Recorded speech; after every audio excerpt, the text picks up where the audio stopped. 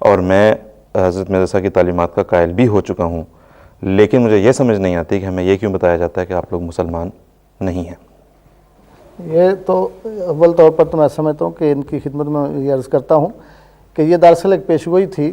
حضور صلی اللہ علیہ وسلم نے فرمایا تھا کہ اس آنے والے موعود کو اس وقت کے علماء اور فقہاء کافر قرار دیں گے، اس لیے اس پیشگوئی کا پورا ہونا بھی ضروری تھا۔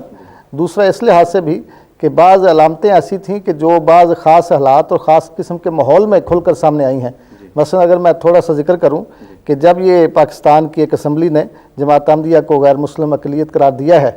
تو آج تک بعض لوگ سمجھتے ہیں کہ بظاہر یہ جماعت کے خلاف فیصلہ ہوا ہے۔ امر واقعہ یہ ہے کہ یہ جماعت کے حق میں فیصلہ ہوا ہے۔ اس اجمال کی تفصیل یہ ہے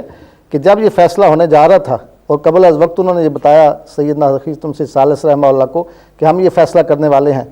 تو حضور نے یہ بات کھول کر ان کو بتا دی۔ آپ نے فرمایا کہ تم بے شک یہ فیصلہ کرو، لیکن میں تمہیں یہ بتانا چاہتا ہوں کہ تمہارا یہ فیصلہ محمد رسول اللہ صلی اللہ علیہ وسلم کے فیصلے کے خلاف ہوگا، کیونکہ حضور صلی اللہ علیہ وسلم کا فیصلہ یہ ہے کہ 72 غلط ہیں اور ایک ٹھیک ہے،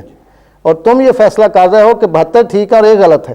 اسی دراصل یہ فیصلہ جو خدا نے کروایا، خدا کی تقدیر نے، یہ بتانے کے لیے کہ یہ جو بحث و جھگڑا تھا کہ اچھا وہ 73واں کون سا ہے،